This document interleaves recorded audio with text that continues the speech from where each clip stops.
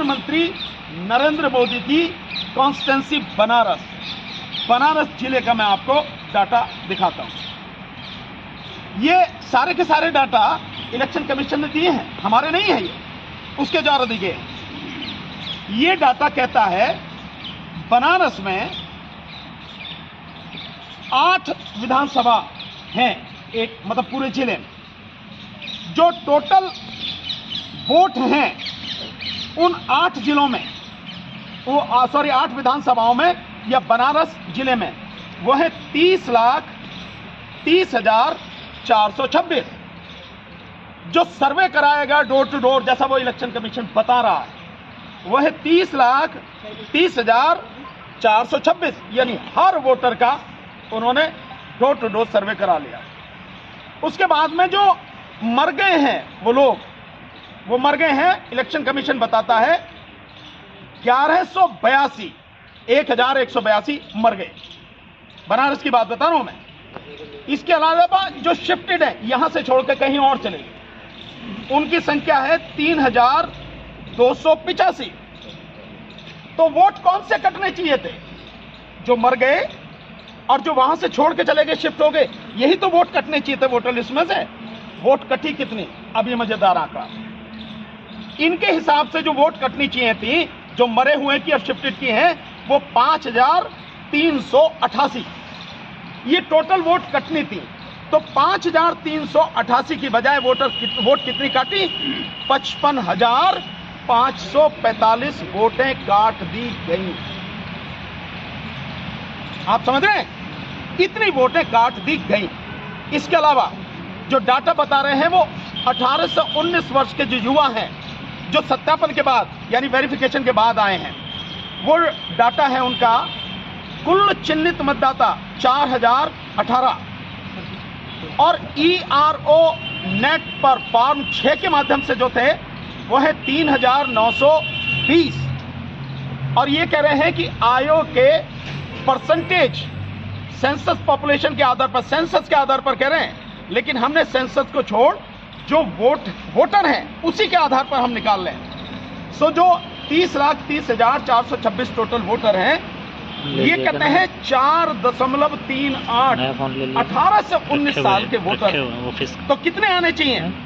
ये वोटर आने चाहिए 1,32,733। 18 से 19 साल के इतने वोटर होने चाहिए। हैं कितने? 4,018 प्लस 3,920, यानी कि 7,938। इतने युवाओं के वोट गायब। और जो उसमें जोड़े गए हैं, मरे हैं जितने, शिफ्टेड जितने हुए हैं, उनकी संख्या इतनी, और उसमें 55,000 गायब कर दिए। यह है इलेक्शन कमीशन के द्वारा इस देश के मतदाताओं की पीठ में छुरा भोंकना। अब और एक डाटा आपको मजेदार देता हूं।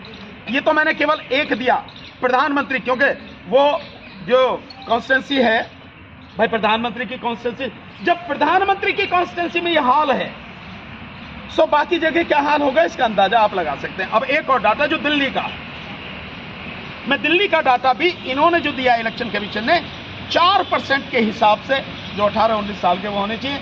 मैं 1-2 कह देता हूं आपको, देन उसके बाद में आपको पता लग जाएगी कि क्या क्या वोटर लिस्ट में हेर फेर है। और इसी जो गलत वोटर लिस्ट है, इसी के आधार पर ये बेईमान इलेक्शन कमीशन वोट इलेक्शन कराना चाहता है, जो हम किसी सूरत पर भी होने नहीं देंगे जब तक ये डाटा पूरा का पूरा सही नहीं होगा। और इसके विषय में बाकायदा इलेक्शन कमिश्नर तीनों के खिलाफ, जो कलेक्टर्स हैं हर जिले के, क्योंकि वो सब इन्वॉल्व हैं इसमें, और स्टेट के जो इलेक्शन कमिश्नर, जो इलेक्शन ऑफिसर्स हैं, सबके खिलाफ FIR कराई जाएगी IPC की धाराओं में। सबके खिलाफ, बख्शा किसी को जाएगा नहीं। वो क्या है दिल्ली का, आप देखें, मैं बताता हूं। दिल्ली की बुराड़ी जो है, मैं सिर्फ उस बुराड़ी विधानसभा का बताता हूं, बाकी मेरे पास सारा है डाटा।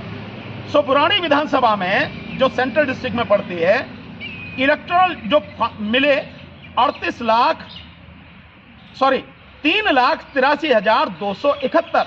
वेरीफाई कितने का किया? 3,83,271, सबको वेरीफाई कर लिया। शिफ्ट कितने हुए? 574। और मर कितने गए? 0। कोई नहीं मरा। और दोनों मिला के कितने हो गए? 574। तो वोट कितनी कटनी चाहिए थी? 574। काटी कितनी गई? 285। बाकी क्यों नहीं काटी गई? अब आगे आ जाइए। जो 18 से 19 साल के वोटर हैं जो आइडेंटिफाइड किए गए वो थे 4635। जो फॉर्म 6 के माध्यम से ERO नेट से मिले वो थे 319। यानी कि टोटल जो ये हैं लगभग 5000 हैं जो 18 से 19 साल के वोटर हैं। पर जो कह रहे हैं कि 4% होना चाहिए, 4% के हिसाब से जब निकालते हैं तो वो आते हैं 15,331। ये नौजवान 18 से 19 साल के वोटर होने चाहिए। 10,000 कहां गए? 10,000 कहां गए? वोट कोई किसी को दे, उसका हक है, लेकिन यह जिम्मेदारी के इलेक्शन कमीशन की है कि हर वोटर का नाम जो जिंदा है वोटर लिस्ट में होना चाहिए।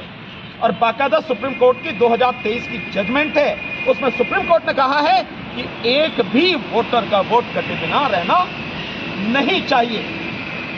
ये है इनकी सारी की सारी कार्रवाई। और ये किस सेक्शन में आता है?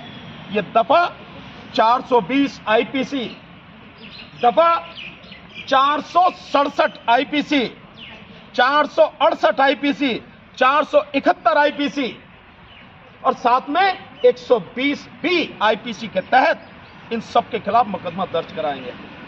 कोर्ट में चल रहा है और जिस तरह की सारी चीजें ये करने चाह रहे हैं वो किसी हालत में हम होने नहीं देंगे। हमारी बात को वेरीफाई करने के लिए पूरा इलेक्शन कमीशन की वोटर लिस्ट नेट पर पड़ी है। इलेक्शन कमीशन की साइट पर जाओ, आप निकाल के देखो, आपको सारी चीज अपने आप से वेरीफाई करो। आप हम जो कह रहे हैं हम तो डॉक्यूमेंट के साथ कह रहे हैं, हमारे पास सारे पेपर हैं, लेकिन आप वहां जाके सब कुछ करो। और किस तरह से ये सारे के सारे कलेक्टर, एडीएम और एसडीएम ये फंसेंगे, क्योंकि वोटर लिस्ट जिले में बनाना, विधानसभा में बनाना, तैयार करवाना ये उनकी जिम्मेदारी है और कलेक्टर ही सर्टिफिकेट इशू करता है। क्या इस सर्टिफिकेट इशू करता है वो मैं आपको एक बार पढ़ के सुनाता हूं, जो हर कलेक्टर उसकी जिम्मेदारी है, जो वो देता है कि बिना इस लेटर के वो दे नहीं सकता। देखिए, और ये सब हमने आरटीआई में लिया हुआ है, ये सारा, ये देखें आप, ये वो सर्टिफिकेट है जिसे जिले का कलेक्टर इशू करता है, जिस समय वो फाइनली कहता है कि सबकी जांच कर ली घर घर जाके और सब कुछ बिल्कुल सही है।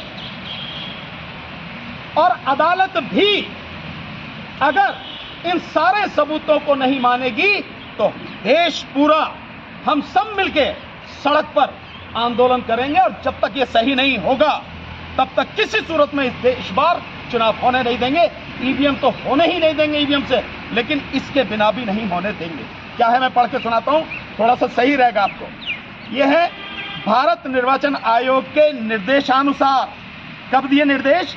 दिनांक 21/7/2023 से 21/8/2023 को तक घर घर सत्यापन की कार्रवाई के संबंध में समस्त निर्वाचक रजिस्ट्रीकरण अधिकारियों, सहायक निर्वाचक रजिस्ट्रीकरण अधिकारियों से प्राप्त किए जाने वाला प्रमाण पत्र है, ये देते हैं।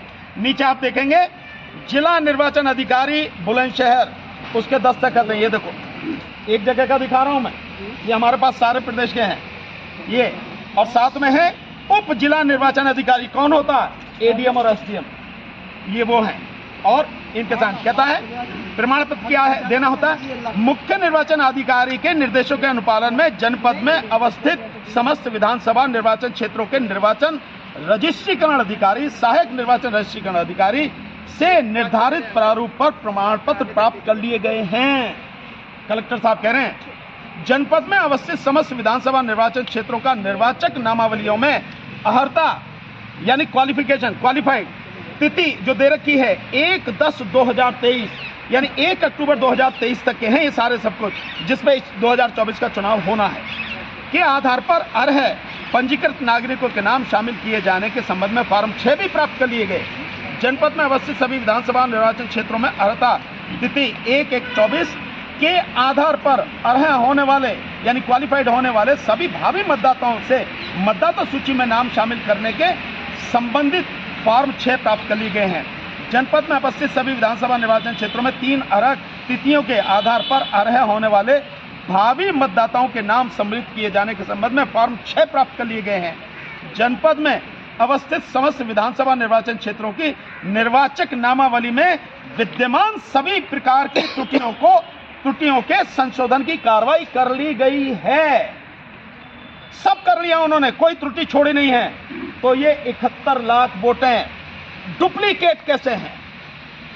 ये वोटें बच्चों की जितनी होनी चाहिए 18 से 19 साल की, उनकी जितनी होनी चाहिए उनके आधार पर 4% वो कहां हैं?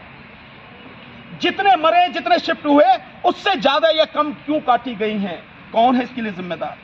साथ में आगे दिव्यांग मतदाताओं के लिए मार्ग मतदाताओं के चिन्हांकन की कार्रवाई कर ली गई है। सब कुछ करके ये इन्होंने दस्तखत दिए और ये गवर्नमेंट ऑफ इंडिया की, वो गवर्नमेंट ऑफ यूपी की मोहर है। सब कुछ ये घपला लगातार चल रहा है और ये बिल्कुल सिद्ध करता है जो मैं पहले कह रहा था कि इलेक्शन कमीशन ऑफ इंडिया न रह के इलेक्शन कमीशन ऑफ मोदी बन गया है। और जिस तरह से इस देश का प्रधानमंत्री भ्रष्ट और बेईमान है, ठीक उसी के अनुसार इस देश का चुनाव आयोग भी बेईमान और भ्रष्ट होकर इस देश के मतदाताओं की पीठ में छुरा भौंक रहा। ये खुलासा हमें करना, आगे जब इनके FIR कराएंगे तब आपको सब बुला के बताएंगे।